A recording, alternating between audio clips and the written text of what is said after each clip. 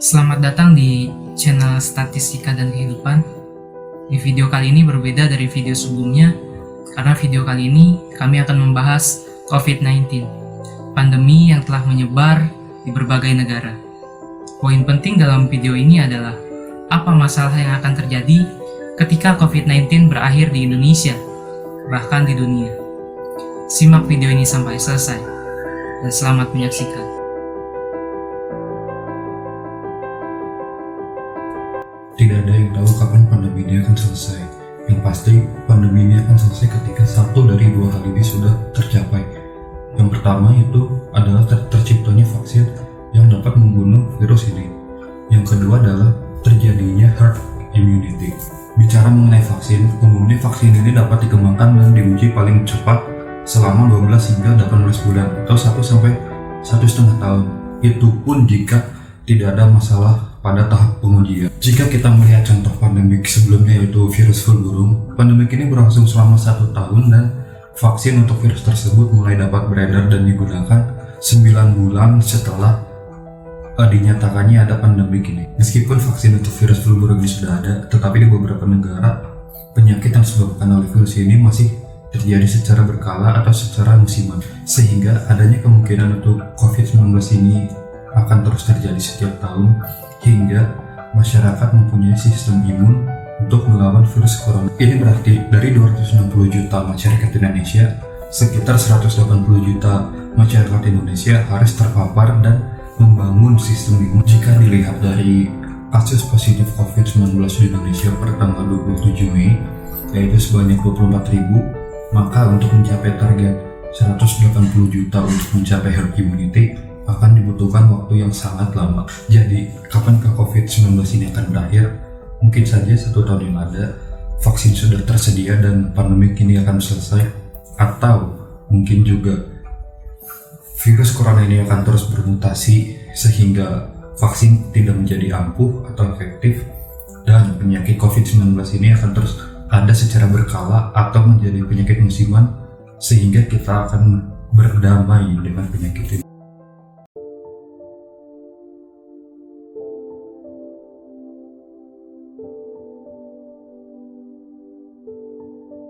Semenjak Indonesia dilanda wabah corona atau COVID-19, pemerintah meminta warganya untuk melakukan work from home, di mana kegiatan belajar mengajar dan bekerja dilakukan di rumah masing-masing. Selain itu, masyarakat juga diharuskan untuk melakukan physical distancing untuk mencegah penyebaran coronavirus. Banyak perubahan yang terjadi akibat pandemi corona ini. Salah satunya adalah perilaku dalam berinternet. Maka dari itu, penggunaan teknologi dan media sosial semakin meningkat. Presiden Direktur Biznet Ari Kusma menyatakan ada penambahan lonjakan lalu lintas atau traffic internet sekitar 20% dari bulan-bulan sebelumnya. Peningkatan ini kebanyakan terjadi di daerah perumahan saat jam kerja kantor.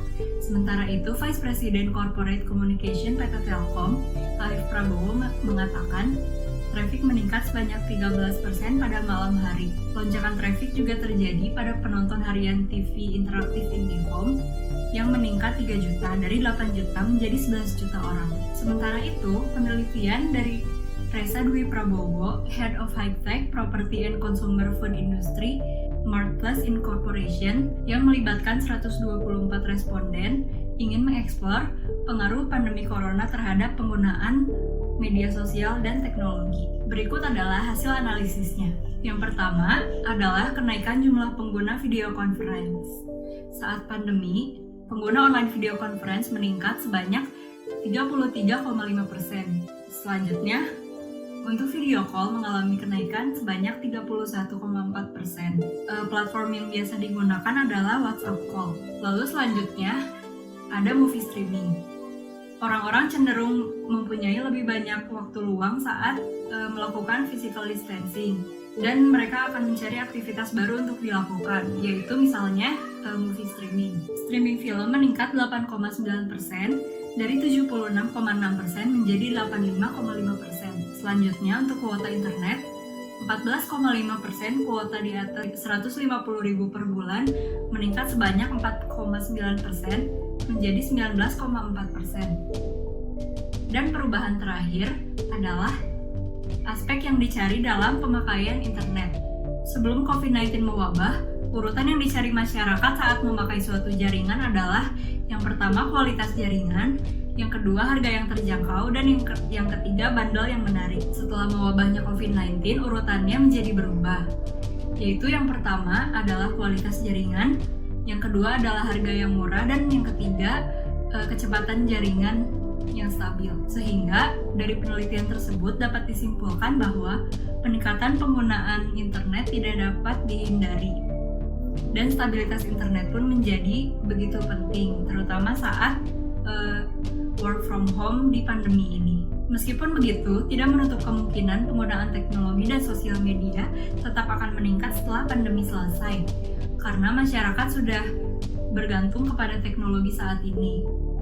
Setelah pandemi ini selesai, mungkin beberapa tempat umum seperti bandara atau pusat perbelanjaan tetap melakukan protokol kesehatan, seperti mengecek suhu badan, dan kegiatan ini tidak luput dari penggunaan teknologi. Selain itu, masyarakat juga kemungkinan akan tetap mengurangi kegiatan tatap muka dan menggantinya dengan video conference untuk sekedar mengobrol atau melakukan meeting, karena masyarakat sudah terbiasa menggunakannya dan dapat mengurangi produktivitas masyarakat. Jika memang harus tetap melakukan pertemuan tatap muka, beberapa orang akan tetap melaksanakan prosedur pencegahan seperti tidak melakukan kontak fisik, menjaga jarak dari orang lain, dan memakai masker saat berpergian.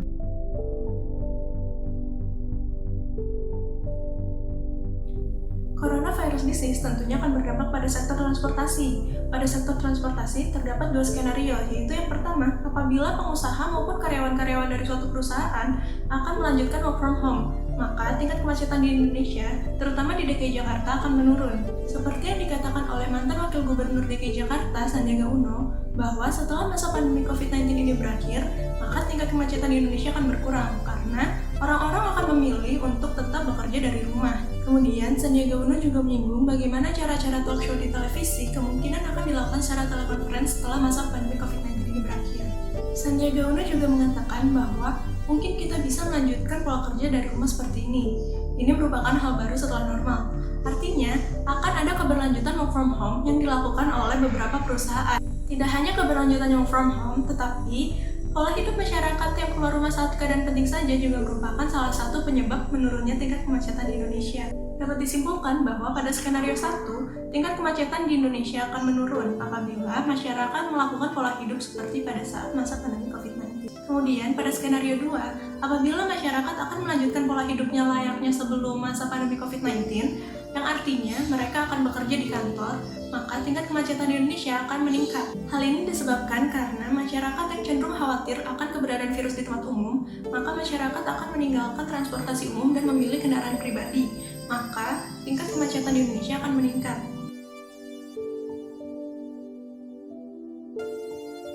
Belanja online biasanya dilakukan ketika ingin membeli barang-barang yang unik dan juga lucu yang biasanya sulit ditemukan di toko-toko offline, seperti pakaian, case handphone, tas, dan kebutuhan-kebutuhan tidak pokok lainnya.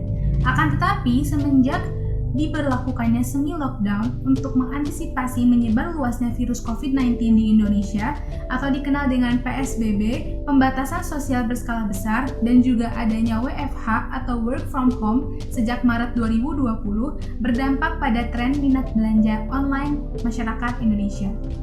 Berdasarkan radarbali.id yang dirangkum dari iPrice, website pembanding harga yang aktif melakukan riset mengenai e-commerce, teknologi, dan digital ekonomi pada 1-29 Februari 2020 dan 1-29 Maret 2020 mengatakan bahwa minat masyarakat Indonesia terhadap belanja produk kesehatan secara online meningkat. Pembersih tangan atau hand sanitizer meningkat hingga 5.585%. Kemudian, vitamin 1.986%, dan Detol 1.395%. Adanya peningkatan belanja online terhadap produk-produk kesehatan ini diakibatkan permintaan terhadap barang tersebut yang sangat meningkat di toko offline yang mengakibatkan barang-barang di toko offline tersebut habis sehingga banyak pembeli yang beralih untuk membeli produk hand sanitizer, Dettol, beserta produk-produk kesehatan lainnya secara online di platform e-commerce. Selain itu, ada juga produk-produk kesehatan lainnya yang meningkat seperti masker dan juga termometer tubuh. Karena termometer tubuh ini dibutuhkan untuk mengukur suhu tubuh untuk melihat apakah ada gejala terkena virus COVID-19 ataukah tidak. Dan untuk masker sendiri, pembeliannya telah sangat meningkat sejak Januari, yaitu ketika negara tetangga yaitu Singapura dan Malaysia mulai terkena virus COVID-19. Untuk hand sanitizer sendiri, mengapa bisa sampai 5.500 sekian persen? Ternyata memang ketika dilihat melalui Google Trend, pencarian hand sanitizer di Google itu sangat meningkat. Itulah mengapa hand sanitizer permintaannya bisa begitu besar sekali. Selanjutnya adalah meningkatnya minat pembelian produk-produk yang mendukung work from home. Adanya work from home yang dilakukan oleh Indonesia, baik itu untuk anak-anak sekolah ataupun untuk karyawan-karyawan, membuat pembelian produk-produk yang mendukung work from home menjadi meningkat, yaitu terhadap webcam sebesar 1.572% dan juga ATK atau alat tulis kantor mengalami peningkatan. Dan diprediksi bahwa peningkatan pembelian produk webcam dan juga ATK ini akan terus meningkat apabila work from home akan dilaksanakan untuk jangka waktu yang lama. Selanjutnya adalah meningkatnya pembelian produk yang mendukung hobi serta hiburan di indoor dan juga outdoor. Hal ini dibuktikan dengan adanya kenaikan pembelian sepeda Polygon sebesar 1.036% dan juga Nintendo. Nah, untuk Nintendo ini sendiri tidak hanya di Indonesia peningkatannya, tetapi di beberapa negara seperti London dan juga Italia. Khususnya di Italia, pembelian produk berupa game konsol dan juga physical game itu meningkat hingga 84% semenjak Italia melakukan lockdown, yaitu pada bulan Maret kemarin. Selanjutnya adalah meningkatnya minat pembelian produk makanan dan minuman secara online. Hal ini memang telah diprediksi bahwa produk makanan dan minuman secara online pembeliannya pasti akan sangat meningkat. Nah, peningkatannya ini ditunjukkan oleh pembelian satu kardus Indomie yang meningkat hingga 159%. Selain itu, minuman juga mengalami peningkatan hingga 78%. Selain Indomie dan juga minuman-minuman di Indonesia, beberapa minuman alkohol di luar negeri, khususnya di London, itu mengalami peningkatan hingga 1000% pada bulan Maret 2020 lalu. PSBB atau social distancing semenjak COVID-19 ini menyebabkan adanya perubahan minat belanja online dari barang-barang yang tidak pokok menjadi barang-barang yang pokok dan juga barang-barang yang menunjang kesehatan. Sehingga pembelian barang-barang secara online ini lebih menyeluruh. Tidak hanya barang-barang yang unik, tidak hanya barang-barang yang lucu atau barang-barang yang sulit ditemukan di toko-toko offline, tapi barang-barang yang pokok yang biasanya dibeli secara offline seperti beras, kemudian makanan, minuman, peralatan dapur, dan yang lainnya sudah mulai dilakukan secara online. Nah, hal ini ditunjukkan melalui diagram berikut, di mana peningkatan belanja online untuk semua kategori di Indonesia itu terjadi. Meningkatnya perilaku belanja online juga ditunjukkan dengan adanya peningkatan penggunaan situs-situs belanja online seperti Tokopedia, Halodoc, dan lainnya. Livepel.co.id melakukan riset data traffic terhadap sejumlah situs penyedia jasa dengan kategori belanja online dan kesehatan.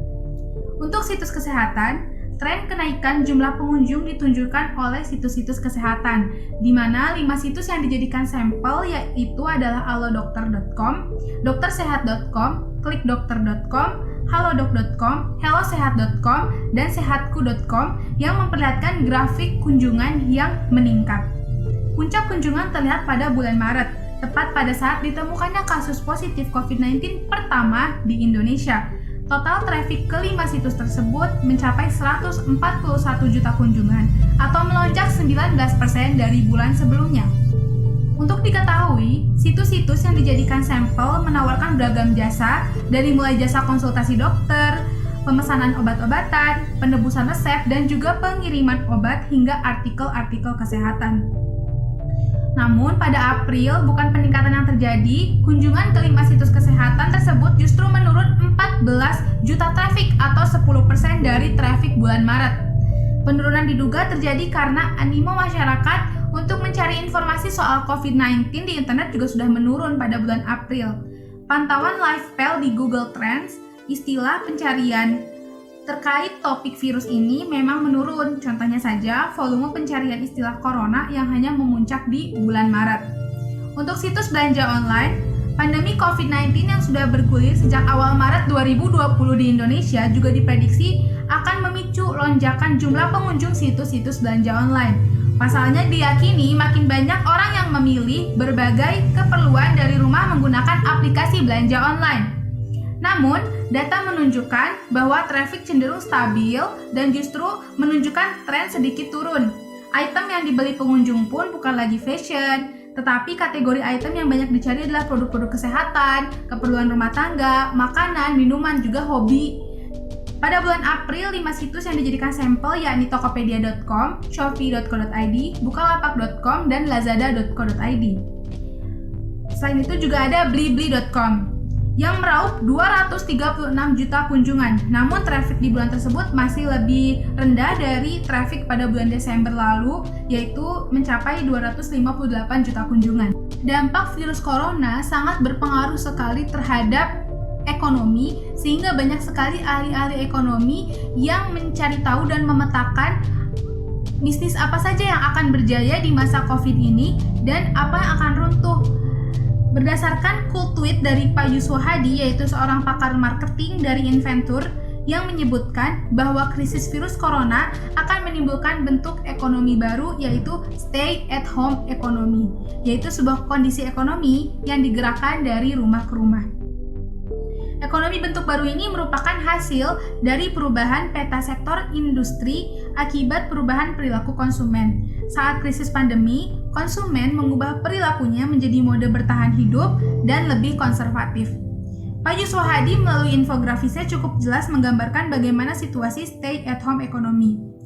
The Fall adalah sektor-sektor industri yang sebelum COVID-19 sangat berkembang pesat, tetapi setelah adanya krisis COVID-19, sektor-sektor ini mengalami gangguan karena sektor-sektor ini memerlukan orang-orang banyak, memerlukan massa dan juga lalu lintas. Contohnya seperti sektor penerbangan, pariwisata, dan lain-lain. Sedangkan untuk sektor the rise adalah sektor-sektor atau industri yang justru emerging dan juga tampil akibat adanya perubahan perilaku konsumen yang lebih soliter.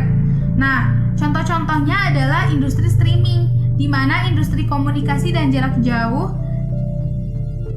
yaitu merupakan industri yang awalnya biasa-biasa saja, tetapi setelah adanya COVID-19 menjadi sesuatu yang sangat dibutuhkan sekali oleh masyarakat Indonesia.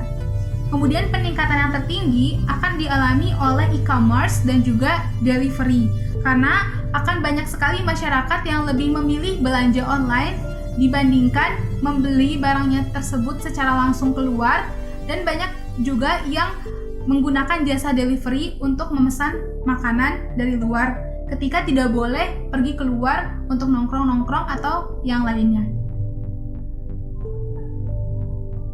Sehingga apabila COVID-19 ini berakhir, pada sektor ekonomi akan ada yang namanya stay at home economy, di mana masyarakat mulai terbiasa, cenderung terbiasa untuk melakukan pembelian secara online dari rumah dan juga melakukan streaming atau video jarak jauh untuk berkomunikasi dengan sesama.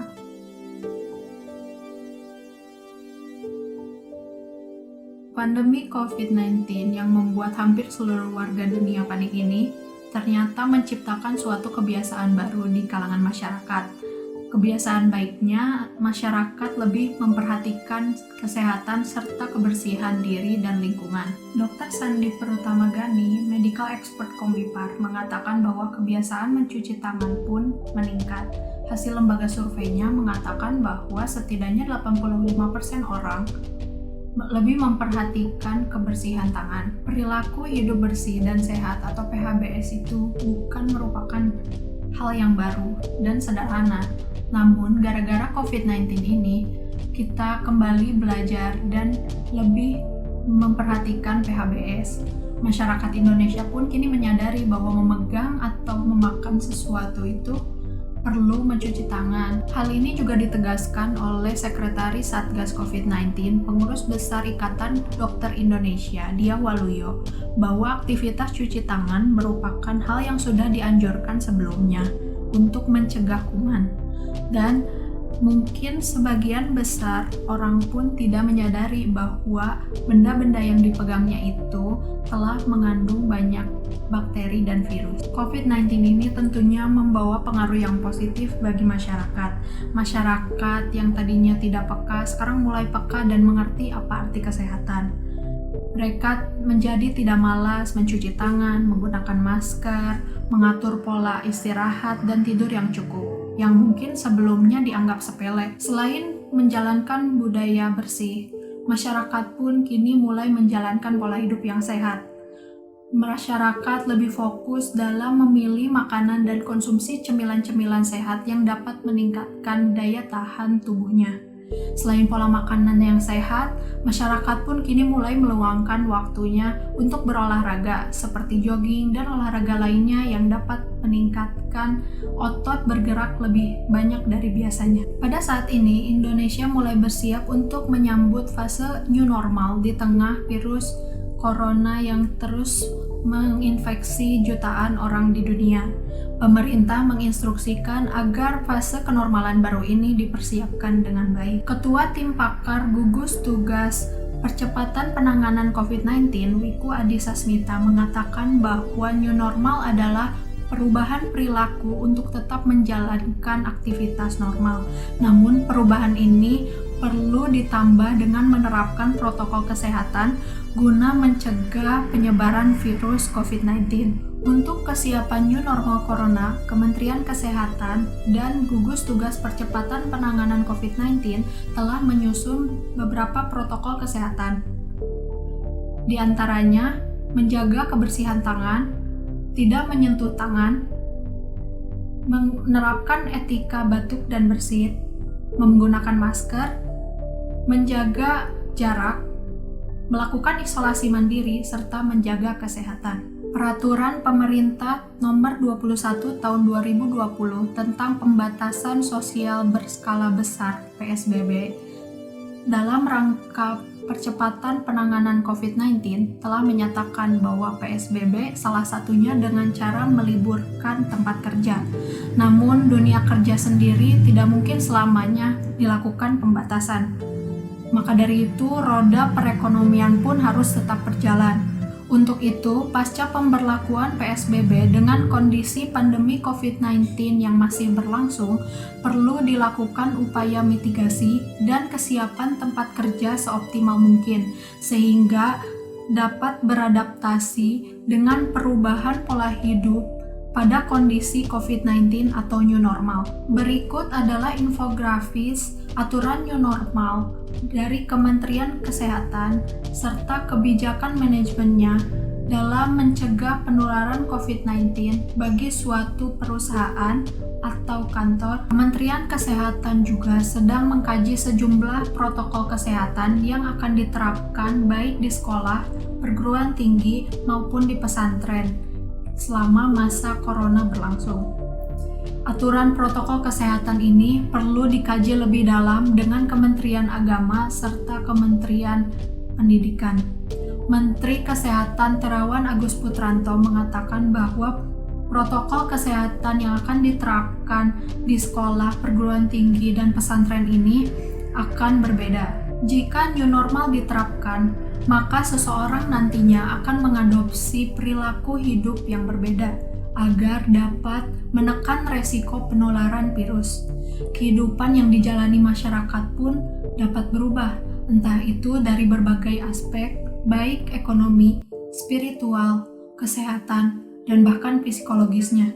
Jadi, menurut beberapa psikologi, perubahan perilaku yang ada di masyarakat ini, walaupun pandemi COVID-19 telah usai, dapat terbawa hingga nanti. Selama masa COVID-19, kegiatan seperti penerbangan, perkantoran, dan pembelajaran di sekolah dihentikan. Seiring berjalannya waktu, semua kegiatan tersebut akan berjalan kembali. Namun, akan muncul aturan atau standar baru yang ditetapkan guna pandemi ini tidak terulang lagi. Berikut standar baru di dunia penerbangan di berbagai negara. Yang pertama, Thailand. Regulator penerbangan Thailand mewajibkan maskapai penerbangan untuk setidaknya membiarkan satu kursi kosong di antara penumpang. Penumpang diwajibkan untuk menggunakan masker selama perjalanan. Selanjutnya, makanan dan minuman tidak dihidangkan dalam penerbangan. Penumpang juga tidak diperkenankan untuk makan dan minum. Namun, jika terjadi keadaan darurat, kru kabin dapur menyediakan air. Yang kedua, Malaysia. Pemerintah mewajibkan maskapai penerbangan mengangkut maksimum setengah dari jumlah penumpang biasanya. Di bandara, penumpang harus tetap jaga jarak satu sama lain sebesar 1 meter, termasuk penanda dalam antrian. Maskapai penerbangan Malaysia mewajibkan penumpang untuk mengenakan masker selama perjalanan. Yang ketiga, Indonesia. Maskapai penerbangan hanya boleh mengangkut setengah dari jumlah penumpang sebagai bagian dari aturan pemerintah untuk meningkatkan jarak 1 meter antara penumpang. Penumpang juga diwajibkan untuk mengenakan masker dan mengisi kartu kewaspadaan kesehatan. Sementara itu, kru pesawat wajib memeriksa suhu tubuh mereka 30 menit sebelum mendarat. Kemudian yang selanjutnya adalah Filipina. Pemerintah mewajibkan penumpang untuk mengenakan masker saat memasuki bandara. Mereka juga harus melakukan pemeriksaan suhu tubuh dan diobservasi langkah jaga jarak di tempat antrian. Selanjutnya, penumpang harus mengisi formulir elektronik pernyataan kesehatan. Ada juga pemindaian keamanan yang dilakukan dengan minimum kontak. Selanjutnya, Amerika Serikat. Semua maskapai penerbangan di Amerika Serikat ini mewajibkan penggunaan penutupan wajah.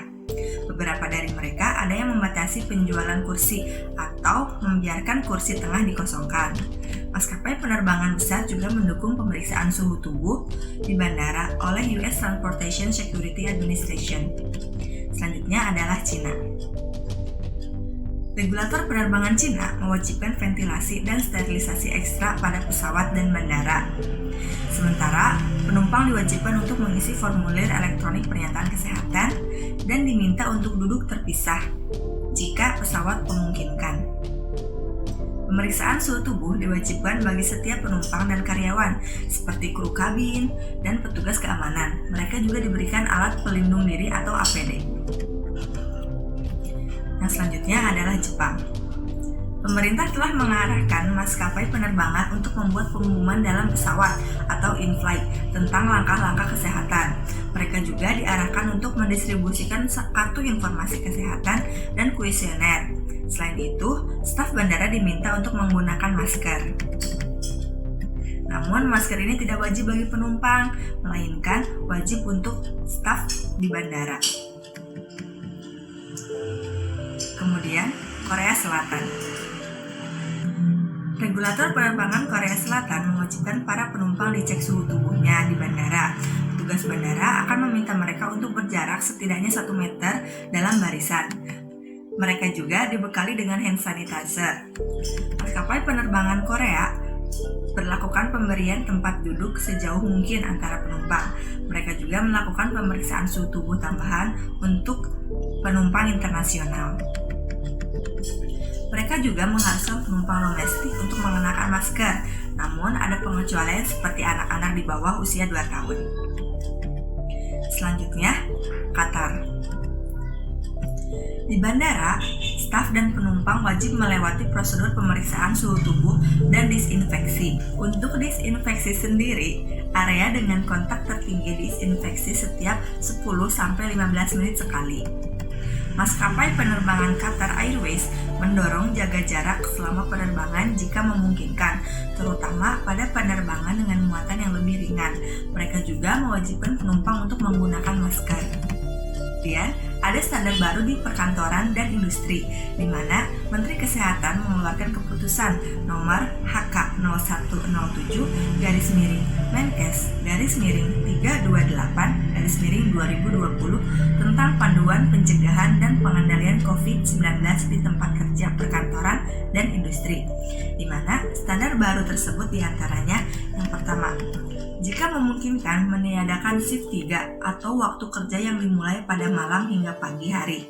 Jika mengharuskan adanya shift 3, perlu diatur agar yang bekerja berusia kurang dari 50 tahun untuk mengurangi resiko.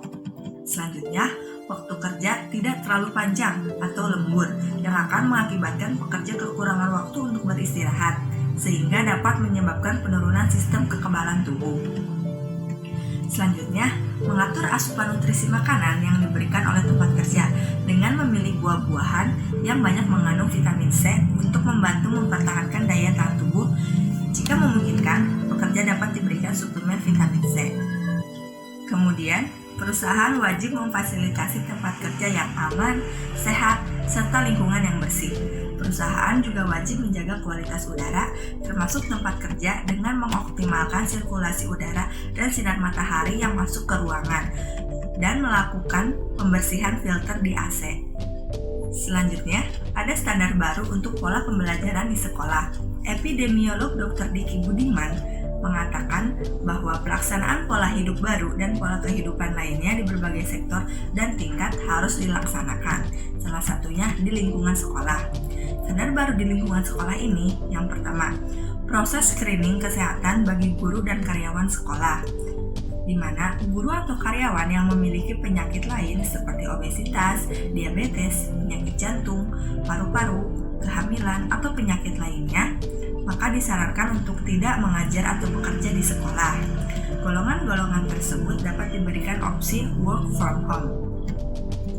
Selanjutnya, screening zona lokasi tempat tinggal, di mana dilakukan identifikasi zona tempat tinggal guru dan karyawan.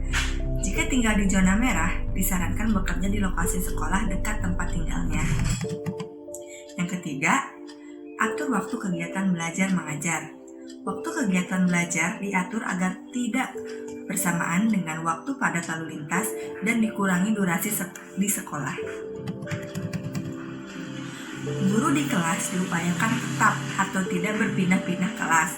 Guru tetap menjaga jarak dari siswa dan tidak mobile. Kemudian, pengantar atau penjemput berhenti di lokasi yang telah ditentukan dan di luar lingkungan sekolah, serta dilarang menunggu atau berkumpul. Hanya berhenti, turunkan, kemudian pergi lagi. Selanjutnya, disediakan fasilitas UKS serta pemeriksaan harian psikologis di sekolah. Saya akan pergi ke kolam renang untuk berenang karena sudah cukup lama saya tidak berenang. Kalau aku akan berkunjung ke tempat wisata dengan seseorang karena ada sebuah janji yang sempat tertunda. Mengunjungi keluarga dan teman-teman saya dan lebih banyak menghabiskan waktu di luar. Selain itu, saya juga akan sering berkunjung ke luar kota. Saya akan self quarantine selama waktu yang memungkinkan. Setelah itu saya ingin bertemu dengan kakak-kakak saya karena kemarin nggak sempat lebaran bareng. Terus juga saya ingin main sama teman juga sih keluar. Bermain bersama dengan saudara dan juga bertemu dengan teman-teman ke taman-taman hiburan atau juga mal-mal. Selain itu, saya juga akan mengunjungi sanak-sanak saudara dan bersilaturahmi dengan sanak saudara yang tidak sempat dikunjungi ketika wabah virus corona di bulan Lebaran kemarin. Tentunya saya akan menemui dan mengunjungi saudara dan teman-teman saya yang pada masa corona tidak bisa dikunjungi, dan juga pergi ke tempat-tempat wisata. Saya ingin bertemu dengan keluarga saya yang jauh, karena pada lebaran kali ini saya tidak bisa berkumpul dengan mereka. Saya juga ingin berkumpul bersama teman-teman saya karena selama masa pandemi ini saya tidak bisa berkumpul dengan mereka. Saya akan menerapkan perilaku hidup sehat seperti rajin bercuci tangan dan mengurangi membagi makanan dan minuman dengan teman-teman. Kalau aku akan sering cuci tangan dan jaga jarak dengan orang. Saya akan lebih sering mencuci tangan dan menjaga kehigienisan barang dan makanan. Selain itu, saya juga mungkin akan lebih sering memasak di rumah ketimbang dengan membeli makan di luar. Selain itu, saya juga akan sering mengonsumsi lebih banyak vitamin. Mungkin saya akan lebih rajin cuci tangan. Saya ingin lebih menjaga kesehatan, khususnya mencuci tangan apabila telah beraktivitas di luar rumah. Selain itu, saya juga akan berusaha untuk selalu menutup hidung dan mulut saya apabila batuk atau bersin dengan cara yang benar, yaitu dengan menggunakan lengan atas dan lengan bawah seperti ini. Tidak dengan telapak tangan. Tentunya seperti menjaga kebersihan dan kesehatan diri, mulai dari cuci tangan, menggunakan hand sanitizer, lalu menggunakan masker ketika berpergian keluar, dan juga mengatur pola makan dan tidur yang teratur, serta melakukan olahraga yang rutin. Saya akan lebih menjaga kesehatan, pola makan, dan kebersihan. Saya juga akan lebih menghargai waktu saya dan juga lebih menghemat uang. Dengan dibuatnya video ini, harapannya COVID-19 akan segera berakhir dan kita bisa berkumpul seperti sedia kala. Dan saya ucapkan terima kasih kepada tim medis, pemerintah, dan kita semua yang tetap berada di rumah. Semoga pandemi ini cepat berakhir. Terima kasih.